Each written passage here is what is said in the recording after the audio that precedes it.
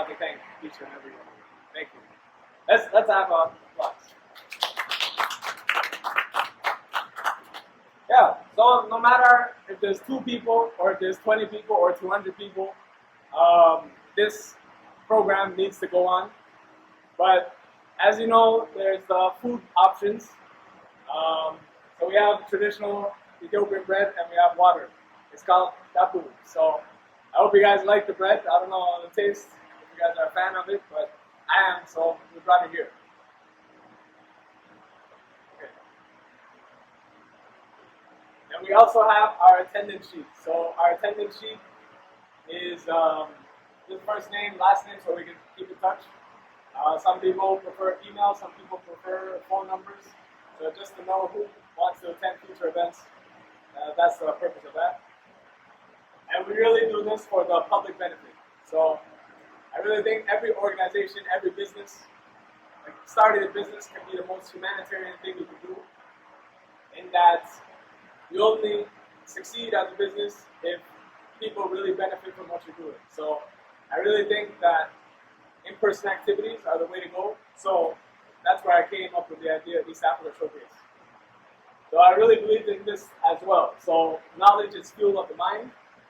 I believe that you can never have too much knowledge, and that knowledge comes from other people.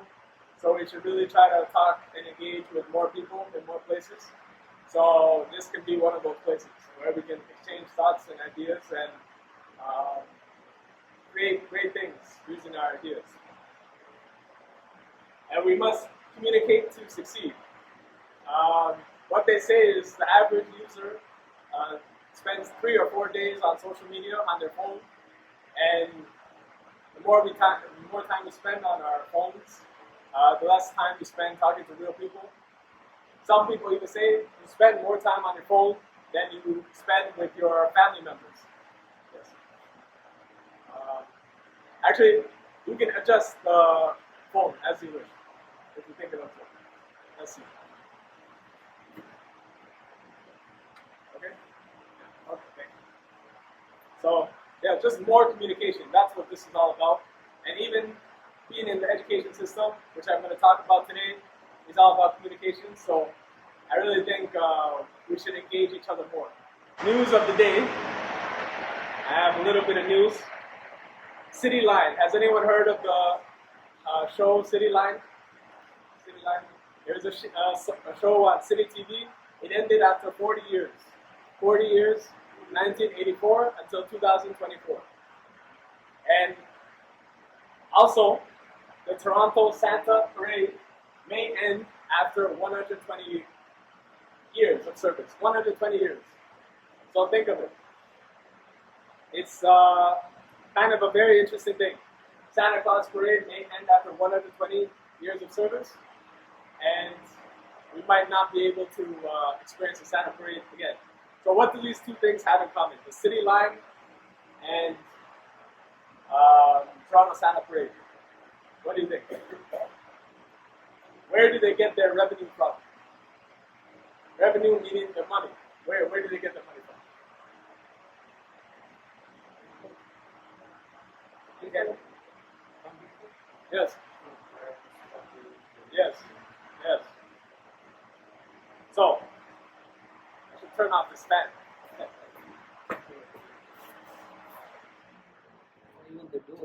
Okay, thank you.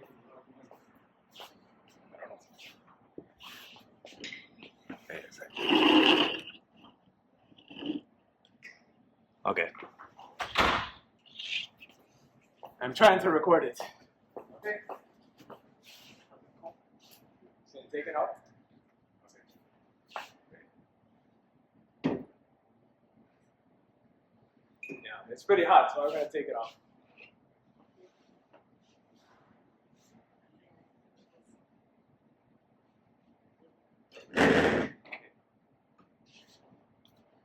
So it's not hot because you're standing there in a square which is making you hot. Oh yes. Okay. Yeah. Anyways. So the reason is that they can't find corporate sponsors, corporate or government sponsors. So if you think about it, if City Line, which was a television show for 40 years, and Toronto Santa Parade can't find sponsors.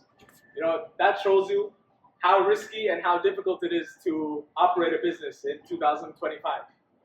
So really, these are two very established businesses. 120 years of Santa Claus Parade, and yeah, just no sponsors at all. That's actually what they made in a statement, media statement.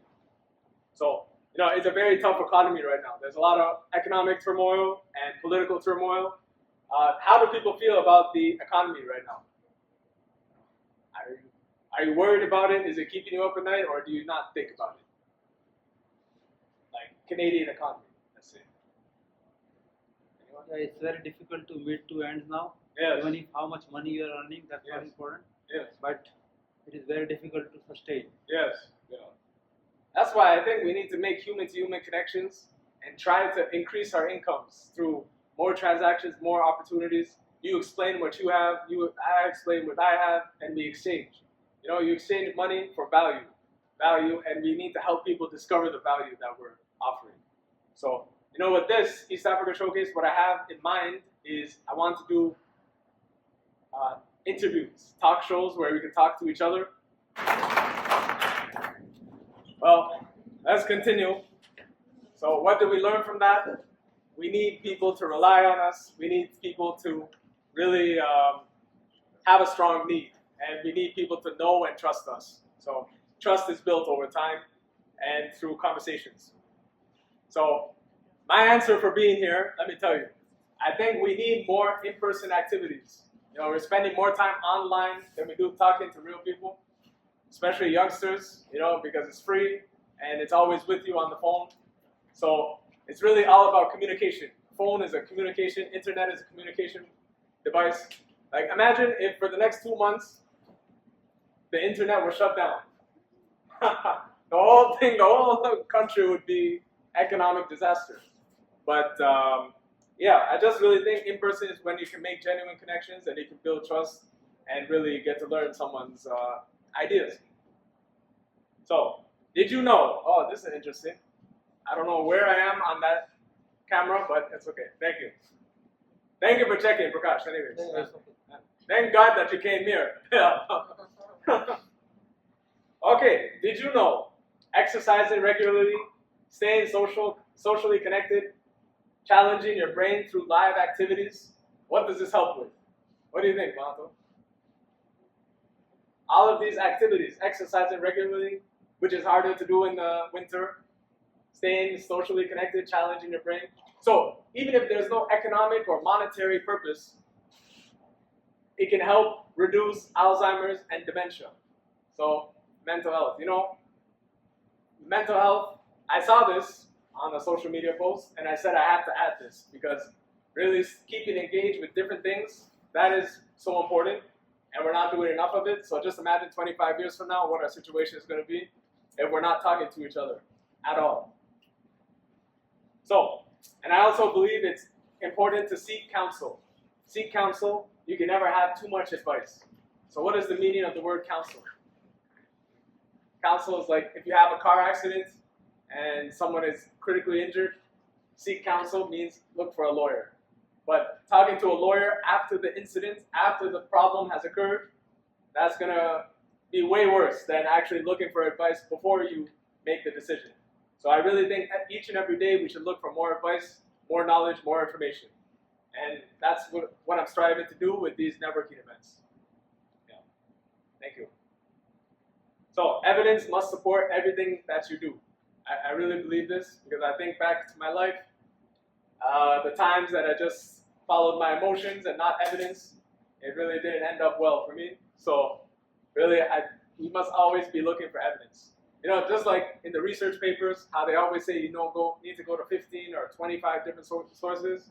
If you guys have been in the education system, college, university, we're going to talk about education. Evidence must come from different sources of information that you trust. And today's investment, once again, not only financial investment, but time and energy, is tomorrow's income. So we hope to increase our income to improve our quality of life, to make ends meet, and to just, improve the standard of living, we really need to continue to invest our time and our energy. That's why I work so hard. They kicked me out of the room, room 1. They refused to give me that room, and they said this room is available, and I had to scramble to find the HDMI cable. I almost thought there was no HDMI cable, and this whole thing would have been canceled. So imagine if I didn't show up early. You see, Mahato? It's a good thing that we came early. What do you think? Oh, that's my mom. Stand up, stand up, stand up. She's the one. Come to the front. Come. No, let's do this. Come on. Just quickly.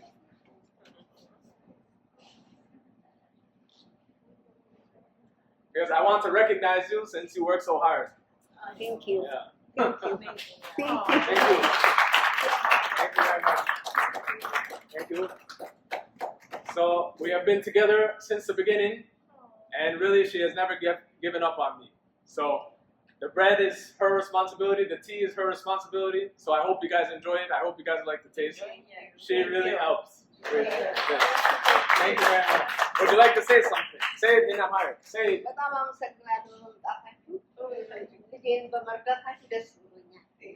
Thank you very much. But education and career choices are essential assets. So we were talking about business, and knowledge comes from experience. So I want to say this: don't let impatience drive you into making costly mistakes. Impatience is something that can really ruin you. And I really wanted to start off with that.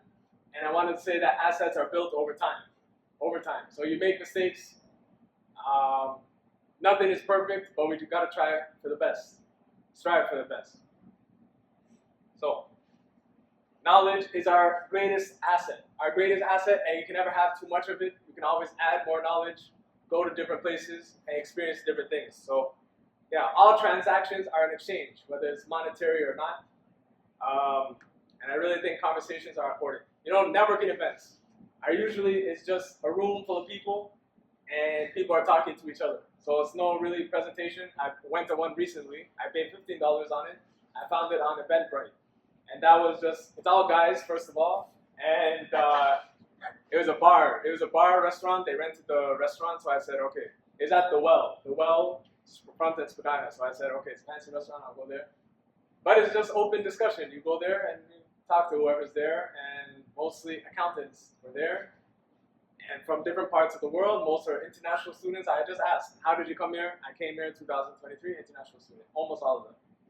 And I really like that. I support immigration. Immigration, none of us would be here without immigration. So, I really think we have to think about our ambitions. So I want to ask you another question. What are your ambitions in life? And by ambitions, I mean something you have to achieve, something you have to experience before you expire. Expire means, what does expire mean, Kadis? Okay, I didn't want to say death. So, but what are your ambitions? Anyone? Any volunteers? What are your ambitions? Thank you for coming, by the way. Thanks a lot. What are your ambitions? Graduate. Okay. What are you taking? Journalism. Oh, journalism. Okay. Wow. How did you find this? Oh, okay. Thank you. Okay. So what are your ambitions? Something that you want to achieve in the short term, in the medium term? Like what's? In the long term, to graduate journalism. In the short term, to just be happy. Oh, okay. Yeah. What kind of things make you happy? Journalism. Okay. Wow. Journalism. We have a journalist. Thank you. Thank you for being here. Yeah. Oh, in terms of my ambition, that's a good question. Because I have many. I think you have more than one ambition, but I really want to help people. I think businesses is the best way to help people. If we're all sitting waiting for the government to help us, we're going to be waiting our whole lives, whether it's monetarily or anything else. So, and really we don't support people enough in the transition from school to work. Our young people, our newcomers, we got to support every day, or if not every day, every week. So that's why I think regular contact is good. And yeah, as a student, you have a routine. Once you are out there looking for a job, you have a routine that might change from day to day or week to week, and that, is a big shock to many people. So, yeah, and more responsibilities as well. But let's talk about the responsibilities of school. What are one of the responsibilities of school? What's one thing you expect the school to deliver? Yes. To educate the youth population. Yes. Okay. What does? Okay. I don't want to ask you too You have many to do questions. the homework. You have to do your homework and then like your responsibility, like what teachers give you. Like, Okay. I get it. Okay, that is your responsibility. What is the responsibility of the school, the institution of a school? What, like, why do they exist? like learning, you have to learn. Yes, teaching. Yes. Yes. You know, the question I ask myself is: are students learning?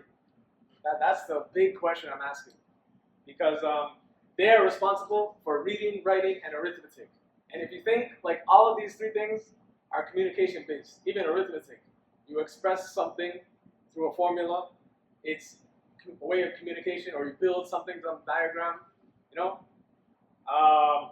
And also describing historical examples, so things that have happened in the past. And we're all here in the 21st century. Things are changing by the day, if not the week. Political situation. We don't even have a government, federal government. Doug Ford has just called another election, February election. Isn't that interesting? The same time as federal election, because he knows he's going to win it. So if he does the election at the same time, and during the coldest month of February. So, if you're not I don't know, let's not get into politics right now, okay? But, yeah, providing academic qualifications relevant to your industry. That is the word we don't talk about much. I highlighted it in gold. Industry is very important, whether you're starting a business or as a student. So, my advice that you guys can all tell the young people in your life is to choose a university or college program that connects you to a growing industry. An industry where you, over the next 25 years, you can say this is an industry that's growing, and then there will be opportunities for myself, either as a creator, as a business owner, or as a professional. Yeah. So, yes, and here's my statement on that. Find an industry that will remain essential 50 years from now. 50 years from now. It's hard to think about 50 years from now, because 50 years from now ago was 1975. I don't know, many of us weren't born in 1975, I don't think. I don't know. 1975, yeah. So 50 years is a long time, and things can change a lot. So, yeah, your personal decisions matter. Examples of industries. So the caregiving economy. Healthcare, childcare, elder care. Those are the largest sources of employment in GTA. And, healthcare, anyone who joins healthcare joins because they want to help people. And healthcare has challenges. Healthcare is free, but we all know it could be more effective, and we all know we're waiting too long for healthcare. So that's a challenge. And also manufacturing, skilled trades, making things with your hands. Toughest thing about manufacturing and skilled trades is working outside in the winter. The first 3 months of the year are the toughest. In each sector of the economy, this is not even all of the industries, but first 3 months of the year are always winter, so you see a decline in business, and then people don't go outside as much. So no matter what industry, but healthcare, as we know, is 24/7. So no matter what the season is, healthcare is always in demand. That's why so many people join it. And so I was in health information management. The main reason I chose it was for that reason, was for the demand factor. And originally I was going to start off in nursing, but I decided to do health information. But sometimes I ask myself, why did I take health information? And what drew me in? It's really helping people, but also it's about trying to improve people's lives. And I think no matter what industry you're in, what you're getting paid to do, you should try to improve people's lives. Okay, examples of industries. Entrepreneurship. Excuse me. Yes. I have to leave. I'm starting work at 9. Okay. So I gotta run. Okay, thank you very much. It was a pleasure meeting everyone. You have my information. Yes, thank you. I'll be in touch. Thank you very much. Thank you, ladies. Thank you. Thank you so much.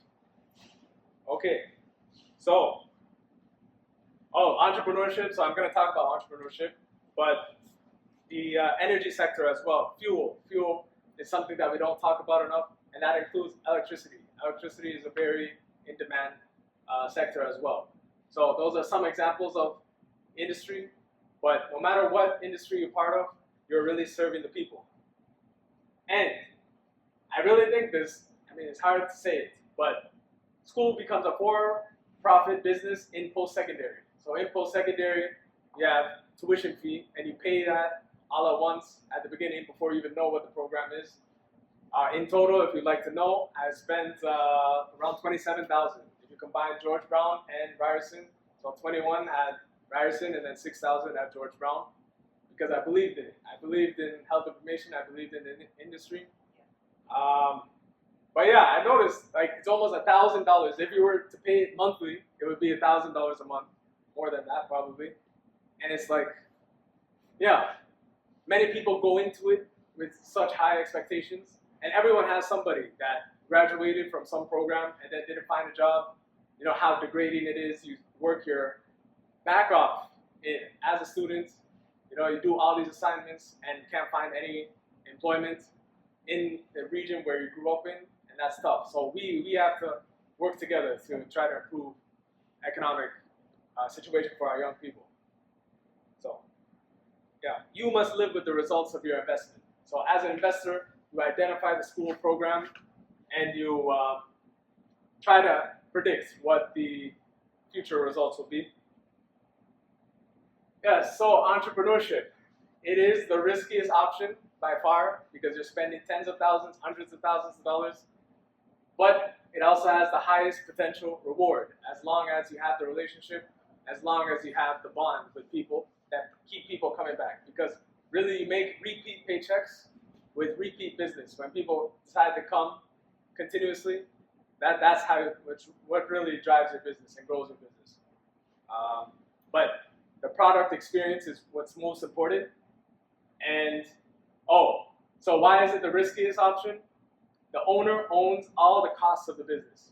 So the business, all the revenue goes to the owner, but all the costs go to the business as well, goes to the business owner. So no one is going to help you. Nobody's going to subsidize you. You're really on your own. And once you start a business, once you go into it full time, it's a tough thing to reverse. It's almost impossible to reverse. So yeah, the owner owns all the costs of the business. Building a career or business is like raising a baby. I really believe that. I don't know, if you have, it requires patience. It requires patience. Anyone who has had a child knows that it requires patience and that you have tough days. But at the end of the day, you're really going to be proud at the end of it. And you're going to say, I'm so grateful that I have you in my life. So it's the same thing with business. Business, you have good days, you have bad days, you have bad seasons, you have bad weather. People will not show up, people will show up, but you got to keep going. And you got to try to ask for feedback. So your personal decisions matter. So I have this example of Tim Hortons. Tim Hortons started in 1964, and it took 30 years, more than 30 years, to become popular. And if you remember, it was once a Hamilton small business, Hamilton. And Tim Horton was a hockey player, and he passed away 50 years ago in 1974. Does anyone know how Tim Horton passed away? Any idea?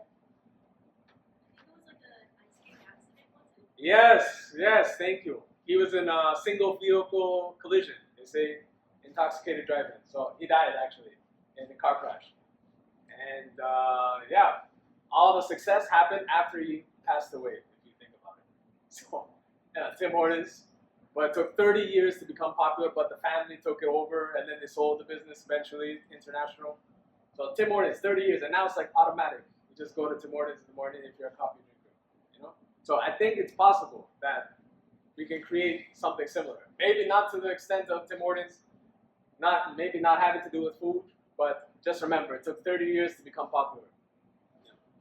I was talking about Walmart earlier. Walmart, they were all saying, it was a man named Sam Walton, they were saying there's too much competition, there's too much retailer. Originally, it was Sears, Roebuck, That was the original retailer. Everyone, it was like Amazon and Walmart combined.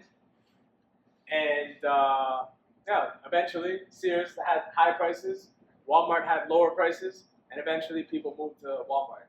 But if Sam Walton just accepted the belief that there's too much competition, let's not get into it, it wouldn't have been Walmart. So yeah, and food is probably the most competitive industry of all. So all industries come down to taking care of people. If you take care of people, they're going to want to be there all the time because they have had one great experience and they'll want to have another great experience. If people expect that great experience and that the next experience will be better, then they'll come, I think, if they know you exist. So that's the hardest thing with me, reaching people online. It's like some people are on WhatsApp, some people are on social media, some people are only on text, some people are only on phone call. If you don't call me, I'm not going to come. So, I mean, it's tough. It's tough doing this by yourself. Now I understand why people have secretaries and people have assistants. Now I understand. I understand it.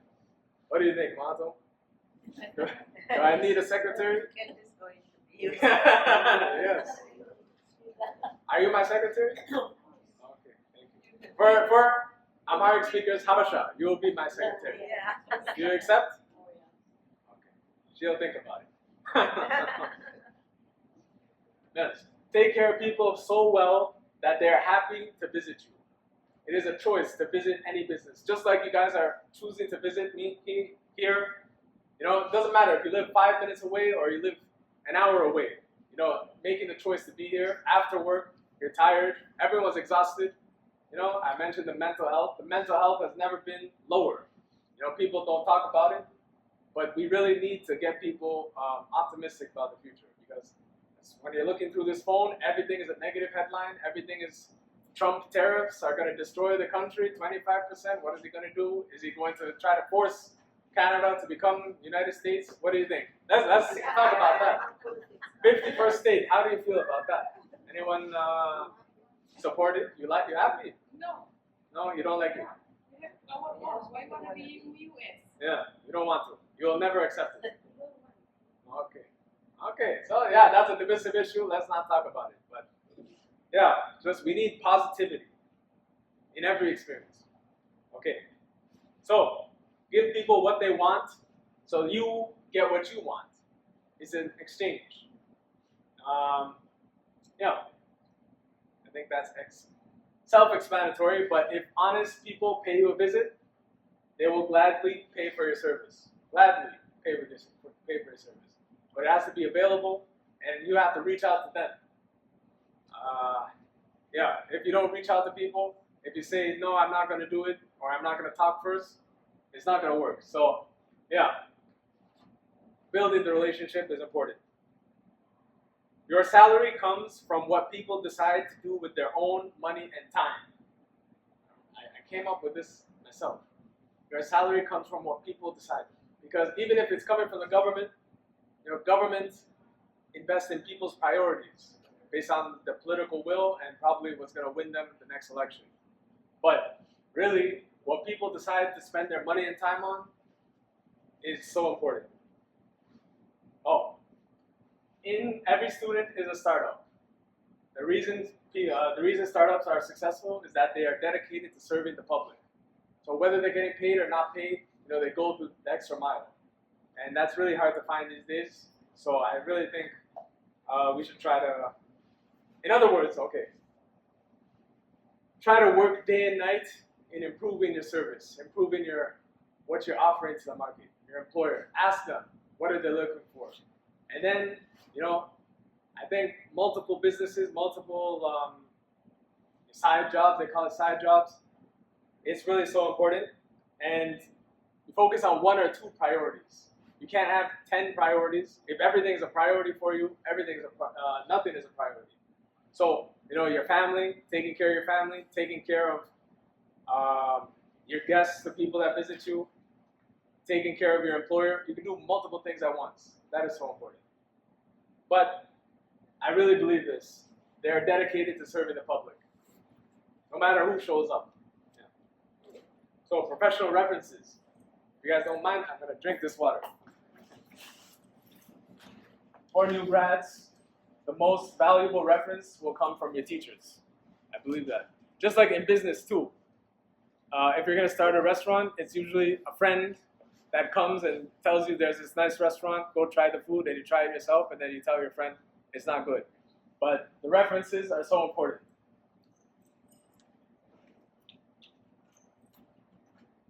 Okay.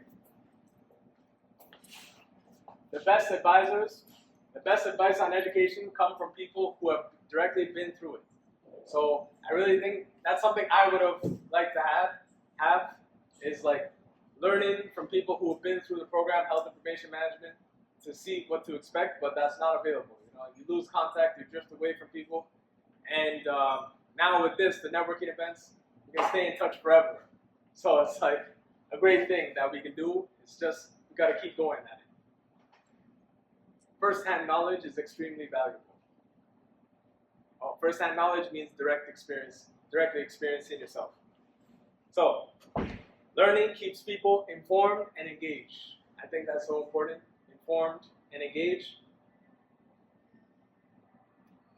And many students are disengaged and don't value education at the same way that they did 20 years ago. And you ask any teacher, they'll tell you, people are not paying attention in class. People are, more focused on their phones. It's a compulsive habit. So it's really becoming a problem because the students are going to become the professionals and become citizens of this country that will carry the country forward. So this is something that actually worries me a lot, disengagement. There's a word for it actually. It's called needs. Needs, N-E-E-T. So needs are not in employment, education, or training. So someone who's deliberately, by choice, not in employment, education, and training. And that's something I found on the internet, and it's so interesting because I had one in the high school. He's not a Habesha guy, but I thought he was a smart guy, so I wanted to associate with him. And I would ask him every day at lunchtime, I would ask him, what are you going to do after high school?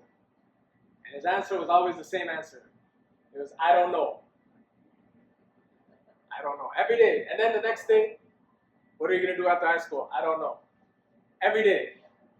So it's just, and then now, 10 years later, I don't want to describe him too much, but anyways, let's just say, well, we lost contact, to be honest.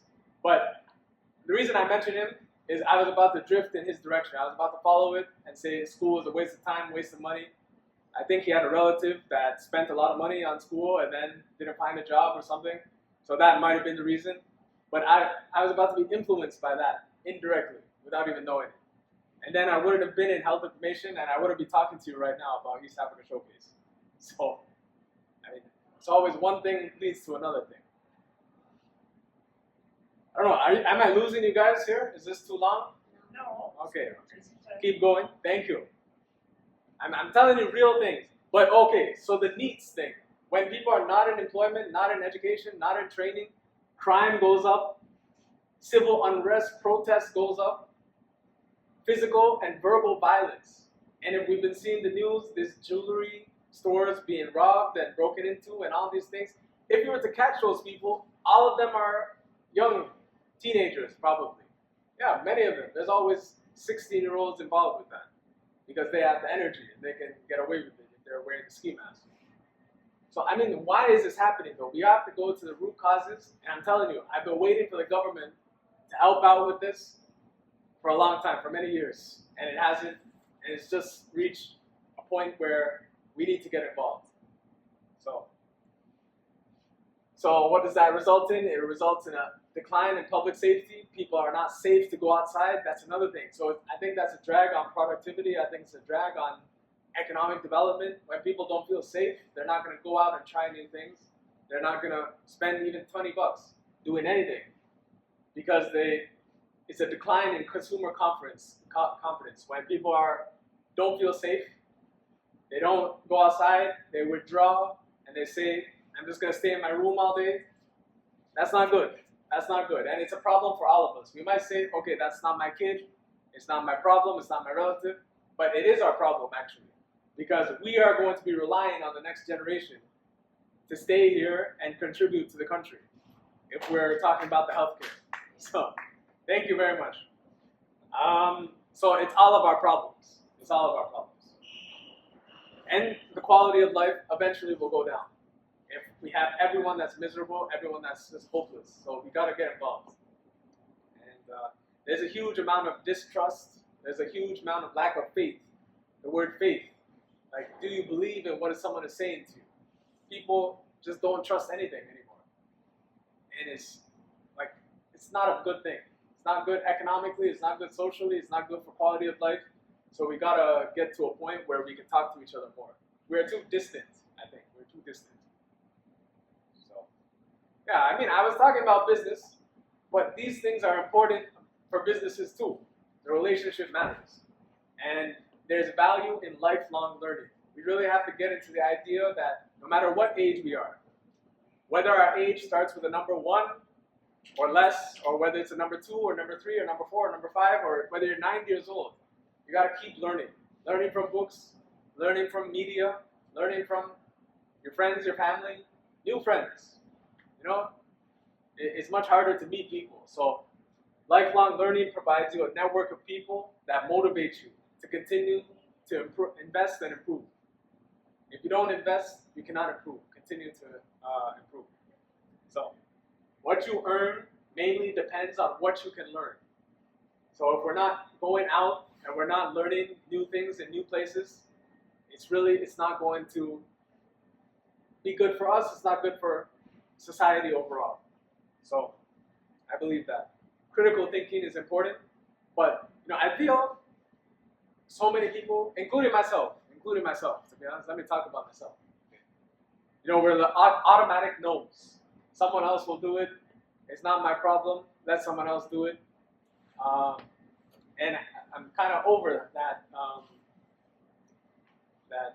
attitude.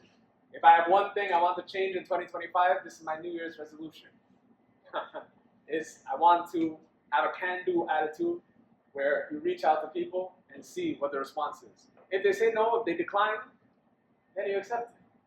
But just not asking the question is so it's not good. Not good. Yeah. It's okay? You like it? Thank you. I also feel like one big aspect is like what you learn. Yes. And I feel like that's like one big thing that educational institutions like don't really like put much emphasis on. Yes. Because you can be they can throw a lot of information onto you, but if you're not able to have opportunities in which you can actually apply what you're learning, then there's no way to actually have success. Yes. If you're not able to actually do anything with what you're being given. Yes. I agree 100%. Thank you. Do you think that's something that academic institutions can change, or do you think it's just always going to be like this? Because all they need to do is not just invest in people learning opportunities, but also have people evoke a passion, find ways to, just evoke that sort of passion in students, in the youngsters, so that they can go out, apply to internships and stuff like that, learn and actually apply what they're learning, and actually do stuff and see what the real life is, what they can do with what they're learning. Yes, I agree completely. I agree. Thank you for sharing that. Thank you. And if they don't do it, we must do it collectively. We must try to create the opportunities. Okay? How does that sound? Thank you. Okay. Oh, here's another trivia question, because we think we know these things, and even I didn't know this. But how many school boards exist in the province of Ontario? Is it 5 school boards? So TDSB and Toronto District Catholic School Board, those are 2. How many school boards in total? Any ideas? Prakash, how many school boards? More than 100? 100. Oh, good guess. Wow. Anything? School boards, yeah. No? Okay. Because I'm trying to speed it up, we'll keep going. But Ontario Public Education, because it surprised me, there are 72 school boards across Ontario.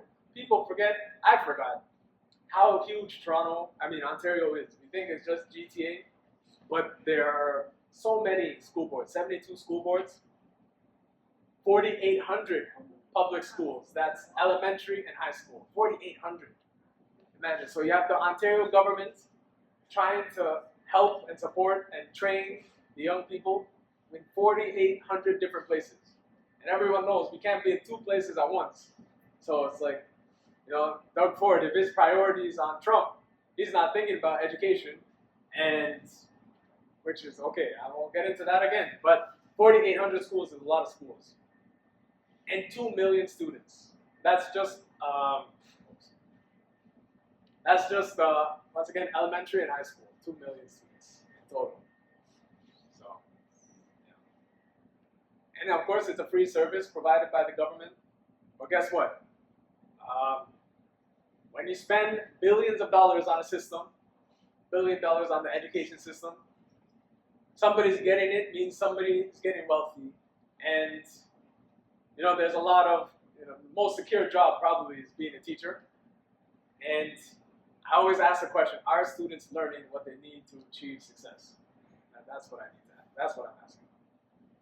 And I have another trivia. I have a lot of trivia for you guys today. Who owns Cadillac Fairview? Cadillac Fairview, all the shopping malls, Toronto Eden Center. Who owns Cadillac Fairview? City? Who? This one you. Yes, Cadillac Fairview, all the shopping malls. Matam, Mano Balabetu. Who owns this? Who owns Cadillac Fairview? What do you think? Any guess? She's teaching me how hard. But Yeah, that's good. it's actually the Ontario Teachers Pension Plan. Imagine. And here's the statement, okay? 1999, Teachers buys Cadillac Fairview. By December 1999, the new Cadillac Fairview was on its way to becoming a wholly owned subsidiary of the Ontario Teachers Pension Plan, whose relationship with Cadillac Fairview began in 1995. So they started buying the stock in 1995 when Cadillac Fairview was a publicly traded enterprise. And Teachers was the largest shareholder, approximately owning 21%. So they had a substantial share. And then with $68 billion in assets, Teachers, and imagine the assets of the Teachers Pension Plan comes from the income, bi-weekly income of the teachers. So Teachers saw this acquisition of Cadillac Fairview as an excellent opportunity to attain a desired level of allocation in the real estate sector while providing good level of return. And they got plenty of return now, because no one is ever going to build another Eden Center.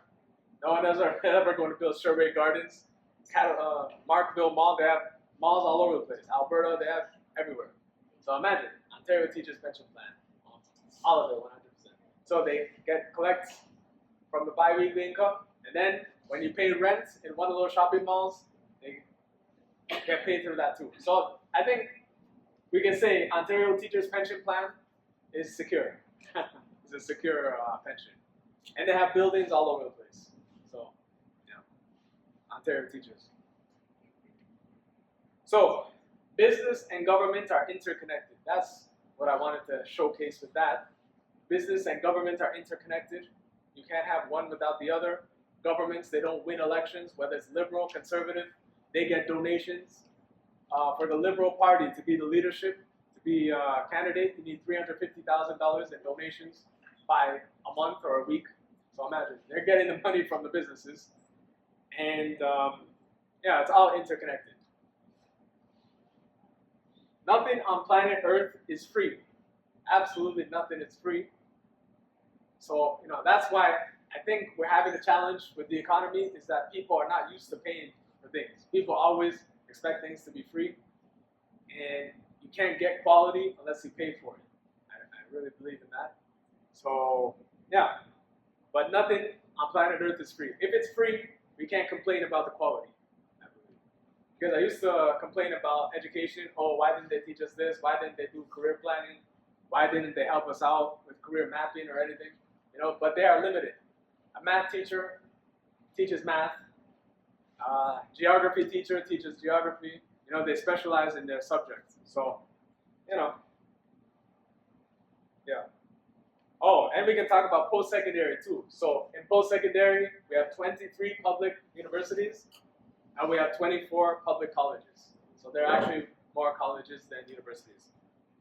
And post-secondary institutions, which is why I mentioned for-profit, post-secondary institutions are almost entirely funded by tuition fees. So without the tuition fees, there are no colleges, there are no universities. That's why many of them are having a problem without the international students. Centennial College, they announced they ended 49 programs, 49. So yeah, that's all because of tuition fees that they no longer have from international students. And the time, the energy, the capital is yours, and it's your investment in the future.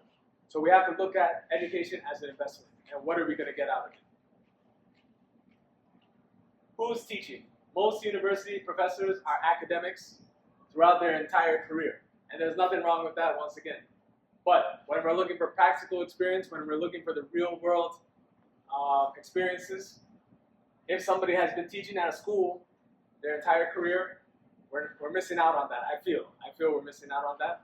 So yeah, that might be one of the reasons why people are having difficulty finding economic and income opportunities.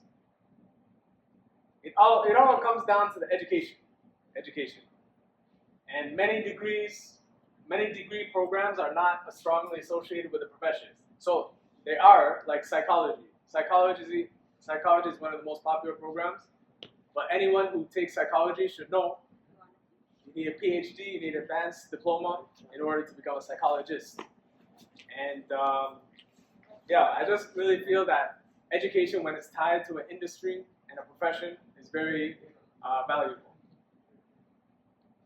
So, and here's the thing. So there are no refunds. Once a student has sold their program, they teach their subject like last year. Because no one was in the classroom today, was in the classroom last year, and it becomes like you just accept it. And you get nothing more and nothing less than what is on the website and what you ask the teachers and the people running the program. And you'd be surprised. I asked one teacher, because George Brown, kind of close with the program coordinator, and asked, like, do people ever ask you questions before they sign up, before they register? And she said, no. Most people don't ask questions. Most people just come up, show up, and attend on the first day. Most people don't ask questions. I think asking questions are so important. So compare your strengths and your weaknesses against what the school is offering you. Against what the school is offering you, meaning we all have strengths, we all have weaknesses. Public speaking is not it's not something that comes naturally to anyone, really. But public speaking is important because you need to be able to communicate with one person or many people. And public speaking, I really think, should be part of every program.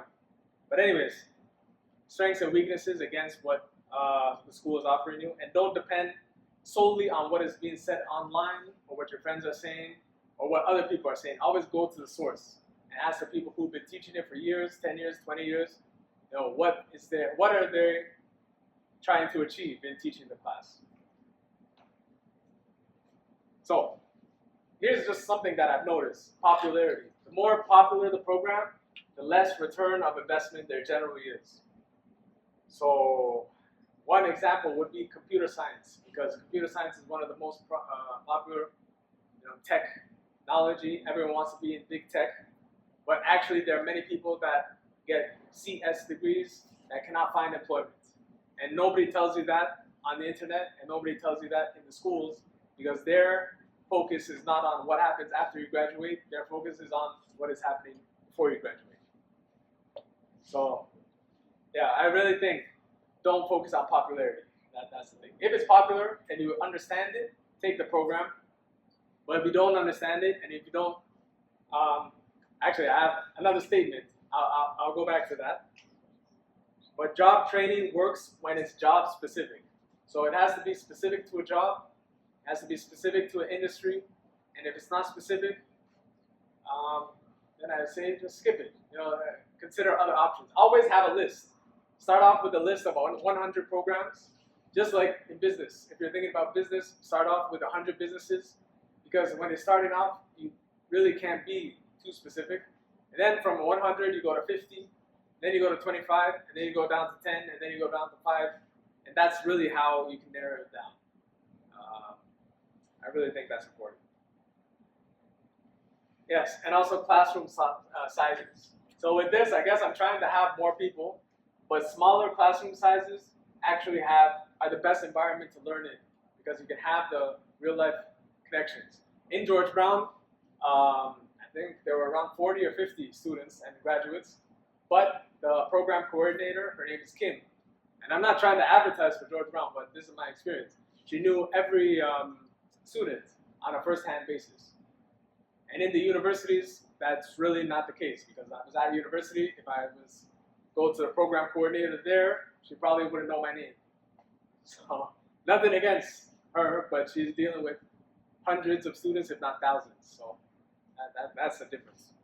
I really think smaller classroom sizes are good. And here's the important statement that I wanted to mention earlier. So when it comes to education, I am investing in education because that is an important statement that you must complete. Okay? I am investing in education because. Just like if you're going to invest in stock market, I am investing in the stock market because. I'm investing in real estate because. I'm investing in, what else? I'm investing in my business. I'm going to start a business because. What are you trying to do? How are you trying to improve people's lives? And so I'm going to go into my own reasons for school. Direct contact with the HIM industry, health information management is HIM. So I decided to take it because George Brown was really good at connecting you with people that are in the industry. And most of the people that teach there were once part of the program. So they're good at hiring people that graduates. Yeah, so it's really direct contact and also instruction from past HIM professionals. So you get to learn from what their experience was, even if it's 10 years ago, 20 years ago, what was their experience? It's so important. So those are the reasons why I chose health information management at George Brown. I wasn't looking college or university. You know, I knew it was going to be tough. Anything having to do with health is tough because the same program, the same courses, anatomy, pathophysiology you got to take, and it's a tough program. But when I saw, actually they had an open house. George Brown Waterfront campus, they had an open house there. And I met the program coordinator there for the first time. And as soon as she mentioned that we have HIM industry guest speakers, then I said, I'm sold. This is a program for me. Yeah. So I want to keep that going because it was so valuable. So connection to an industry. You're paid as a professional for providing essential services as part of an industry. Essential services. So choose a program that, I don't know, I mean, I wish we had more young people, but it's okay.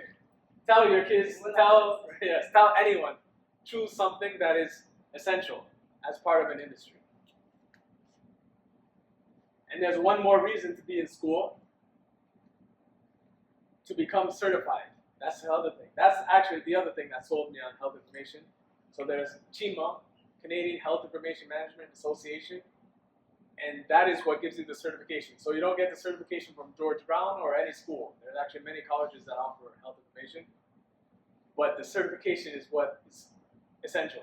If I didn't get the certification, I would not be working at SickKids or any hospital for that matter. I would not be working without the certification. So I would say if you have young people that are looking at school, look at certifications.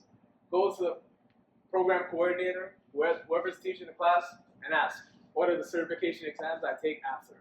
And what is my pathway to get into certification? Because that is what the employers are going to look for.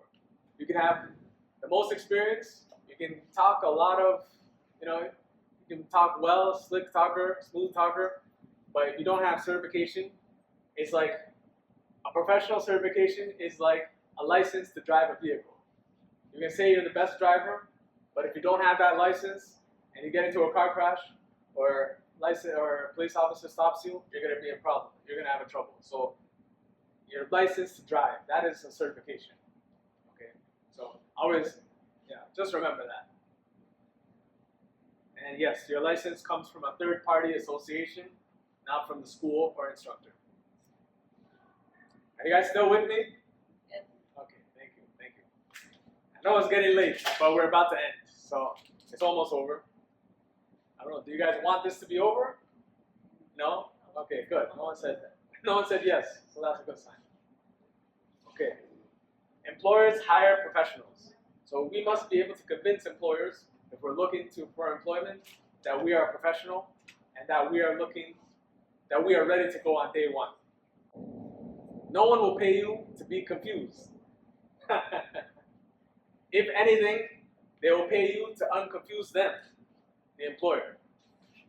So you really have to know your stuff. That's why the education and the training and the contacts are so important.